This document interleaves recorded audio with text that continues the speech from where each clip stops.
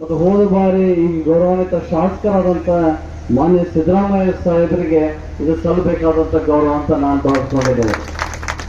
ಯಾಕಪ್ಪ ಮಾತು ಹೇಳಿದ್ರೆ, ಲೋಕೋಪಯೋಗಿ ಇಲಾಖೆಯಿಂದ 2 ಕೋಟಿ ಅನುದಾನವನ್ನು ತರೋದ್ರ ಜೊತೆಗೆ ಮತ್ತು ಸಣ್ಣ ನೀರಾವರಿ ಇಲಾಖೆ, ಅಂತರ್ಜಲ ಅಭಿವೃದ್ಧಿ ಇಲಾಖೆಯಿಂದ ಬಂದಂತ ಹಣಕಾಸಿನ ವ್ಯವಸ್ಥೆಯನ್ನು ನೋಡಿದಾತಂದ್ರ ಆ 2 ಮೊತ್ತವನ್ನ ನೋಡಿ ಒಂದ್ ಕಡೆ 2 ಕೋಟಿ ಹಣವನ್ನು ತಗೊಂಡ್ಬರುದು ಮತ್ತು ಇನ್ನೊಂದು ಕಡೆ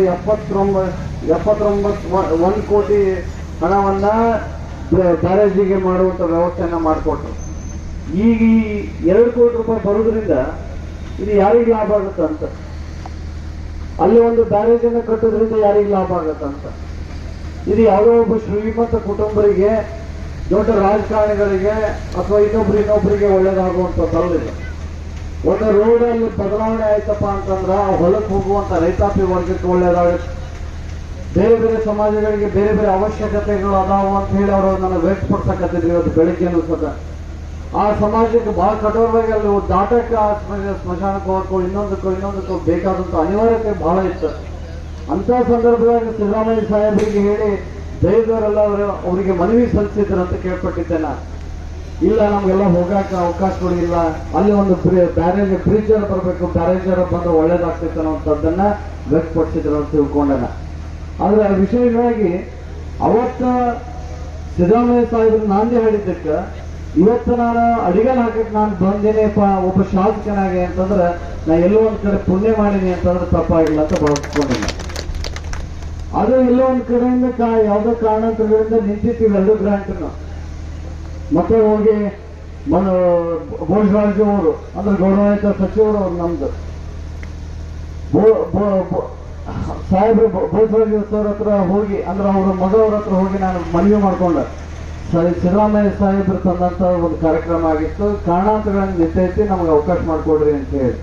ನಿಜ ನೀವು ನಂಬ್ತಿರಲ್ಲ, ಅವ್ರ ಮಗವರು ಅದನ್ನ ಅವ್ರ ತಂದೆಯಾಗಿ ನನಗೆ ಮಾತಾಡಿಸಿ ಅದನ್ನ ಇಮಿಡಿಯೇಟ್ ಆಗಿ ಸ್ಯಾಂಕ್ಷನ್ ಮಾಡಿಸ್ಕೊಡುವಂತ ಕೆಲಸದಾಗ ಅವ್ರು ದೊಡ್ಡ ಪಾತ್ರ ವಹಿಸ್ಯಾರ ಅನ್ನುವಂಥದ್ದನ್ನ ಬಹಳ ಹೆಮ್ಮೆಯಿಂದ ಹೇಳ್ಕೊಳಕ್ ಇಷ್ಟಪಡ್ತೇನೆ. ಅಷ್ಟೇ ಅಲ್ಲ, ಅವ್ರಿಗೂ ನಾನು ಅಭಿನಂದನೆ ಸಲ್ಲಿಸಬೇಕಾಗುತ್ತೆ ಒಬ್ಬ ಶಾಸಕನಾಗಿ. ಅದ್ರ ಜೊತೆಗೆ ಲೋಕೋಪಯೋಗಿ ಇಲಾಖೆದಂತೂ ನಾನು ಬಹಳ ವಿಶೇಷವಾಗಿ ಹೋದ ಬಾರಿನೂ ನಾನು ಹೇಳಿದ್ದೆ, ಸತೀಶ್ ಜಾರಕಿಹೊಳಿ ಸಾಹೇಬರು ಬಹಳ ಅದ್ಭುತವಾದಂತ ವ್ಯಕ್ತಿತ್ವ ಹೊಂದಿದಂಥವ್ರು. ಯಾಕೆ ಈ ಮಾತನ್ನ ಹೇಳಿದ್ನಂದ್ರೆ, ನನಗೆ ಬಹಳ ಅಡೆತಡೆಗಳು ಬಂದಿದ್ದು ಆ ಸಂದರ್ಭದಾಗ. ಅಲ್ಲಿ ನಾವು ಎಲ್ಲಿ ಅಂತಂದ್ರೆ ನಮ್ಮ ಭಂಡಾರಿ ಕಾಲೇಜಿನ ಸರ್ಕಲ್ದಾಗ ಆ ವೃತ್ತದ ಒಂದು ದೊಡ್ಡ ಕಾರ್ಯಕ್ರಮ ಮಾಡ್ಕೊಂಡಿದ್ವಿ. ಆ ಕಾರ್ಯಕ್ರಮಕ್ಕೆ ಸಾಕ್ಷಿಯಾಗಿದ್ದೇನಪ್ಪಾ ಅಂತಂದ್ರೆ ಅಲ್ಲಿರುವಂತ ಏನ ಸಿಸಿ ರೋಡ್ ಅಂದ್ರೆ ಒಂದು ಮೇನ್ ರೋಡ್ ಏನ್ ಕಾಮಗಾರಿ ಸ್ಥಗಿತ ಆಗಿತ್ತು, ಅದು ಮರು ಚಾಲನೆ ನೀಡಬೇಕಾದಂತ ಕಾರ್ಯಕ್ರಮ ಆಗಿತ್ತು. ಅವತ್ತು ಸತೀಶ್ ಜಾರಕಿಹೊಳಿ ಸಾಹೇಬ್ರು, ನಾನು ಅವ್ರಿಗೆ ಸಾಹೇಬ್ರಿಗೆ ಭೇಟಿ ಆದಾಗ ಅವ್ರಿಗೆ ಹೇಳಿದೆ, ಸರ್ ಇದು ಹಿಂಗೈತಿ, ಸಿದ್ದರಾಮಯ್ಯ ಸಾಹೇಬ್ರೆ ಇದಕ್ಕೆ ಅಡಿಗೆ ಹಾಕೊಂಡಿದ್ದೈತಿ ಮತ್ತು ಅವರೇ ಭೂಮಿ ಪೂಜೆಯನ್ನ ಮಾಡ್ಯಾರ, ಕಾರಣಾಂತರಗಳಿಂದ ನಿಜೈತಿ, ನೀವು ನಮ್ಗೆ ಕ್ಲಿಯರ್ ಮಾಡ್ಕೊಡ್ಬೇಕಂತ ಹೇಳಿ. ನೀವು ನಂಬ್ತಿರಲ್ಲ, ಅದನ್ನ ಅವ್ರು ಕ್ಲಿಯರ್ ಮಾಡಿಕೊಟ್ಟವ್ರು ಸತೀಶ್ ಜಾರಕಿಹೊಳಿ ಸರ್. ಅಷ್ಟೇ ಅಲ್ಲ, ಇವತ್ತೇನು 2 ಕೋಟಿ ರೂಪಾಯಿ ಇವತ್ತು ನಾವೇನು ಭೂಮಿ ಪೂಜೆ ಮಾಡಿವಲ್ಲ, ಈ ಶಂಕುಸ್ಥಾಪನೆ ಕಾರ್ಯಕ್ರಮದ ಏನು ಮಾಡಿವಿ, ಇದು ಸತೀಶ್ ಜಾರಕಿಹೊಳಿ ಸಾಹೇಬ್ರ ಅವರ ಒಂದು ಆಶೀರ್ವಾದ, ಅವರ ಒಂದು ಸಹಾಯದಿಂದ ಆಗೈತೆ ಅಂತ ಹೇಳಿದ್ರೆ ತಪ್ಪಾಗಿಲ್ಲ ಅನ್ನೋಂಥ ಮಾತನ್ನ ಹೇಳಿ ಅವರಿಗೂ ಮತ್ತೊಮ್ಮೆ ನಾನು ಇಡೀ ಗುಳೇದಗೌಡ ಬಾಂಧವರ ಪರವಾಗಿ ಮತ್ತು ಒಬ್ಬ ಶಾಸಕನಾಗಿ ಅವರಿಗೂ ನಾನು ಅಭಿನಂದನೆ ಕೃತಜ್ಞತೆಯನ್ನು ಸಲ್ಲಿಸಿ, ಕೊನೆಯದಾಗಿ ನಾನು ಅದು ಮಾತಾಡತ್ತಿದ್ದೆ ಆಗಲೇ ಹೇಳಿದೆ, ಅದು ಬ್ರಿಡ್ಜ್ ಯಾವ್ದು ಅನ್ನುವಂಥ ವಿಚಾರವಾಗಿ ಬಂದಾಗ ಒಂದು ಸಮಾಜ ಬಹಳ ತೊಂದರೆ ಅನುಭವಿಸ್ತಿತ್ತು ಅಂತ ಕೇಳ್ಪಟ್ಟಿದ್ದೇನೆ. ಕುರಿನ್ ಶೆಟ್ಟಿ ಸಮಾಜಕ್ಕೆ ಅಲ್ಲಿ ಅವರು ಒಂದು ಏನು ರುದ್ರಭೂಮಿ ಮಾಡ್ಕೊಂಡಾರ, ಅಲ್ಲಿ ಹೋಗ್ಬೇಕಾದಾಗ ಅವ್ರಿಗೆ ಬಹಳ ಅಡಚಣೆಗಳು ಬರ್ತಿತ್ತು, ಆ ತೊಂದರೆಗಳು ಬರ್ತಿತ್ತು ಅನ್ನುವಂಥದ್ದನ್ನು ಇವತ್ತು ವ್ಯಕ್ತಪಡಿಸಿದ್ರೆ ನಾವು ಬೆಳಗ್ಗೆನ ಬಹಳ ವಿಶೇಷವಾಗಿ ಇವತ್ತು ಅದನ್ನೇ ನಾವು ಪೂಜೆ ಮಾಡಾಕತ್ತೀವಿ ಅಂತಂದ್ರೆ ಎಲ್ಲೋ ಒಂದ್ ಕಡೆ ಅದು ಪುಣ್ಯದ ಕೆಲಸ ಅಂತ ನಾನು ಭಾವಿಸ್ತೇನೆ. ಯಾಕಂದ್ರೆ ನಾವು ನಮ್ಮ ಧಾರ್ಮಿಕ ಪದ್ಧತಿ ಒಳಗೆ ರುದ್ರಭೂಮಿಯನ್ನ ಎಲ್ಲೋ ಒಂದ್ ಕಡೆಗೆ ಅದು ಕೆಟ್ಟ ಸ್ಥಳ ಅಂತ ನಾವು ಅದನ್ನು ಮಾಡೋಂಗಿಲ್ಲ, ಅದನ್ನ ಎಲ್ಲೋ ಒಂದ್ ಕಡೆ ಅದನ್ನು ಪವಿತ್ರ ಸ್ಥಳ ಅಂತನ ನಾವು ಗೌರವದಿಂದ ಕಾಣುವಂಥವ್ರಾಗಿವೆ.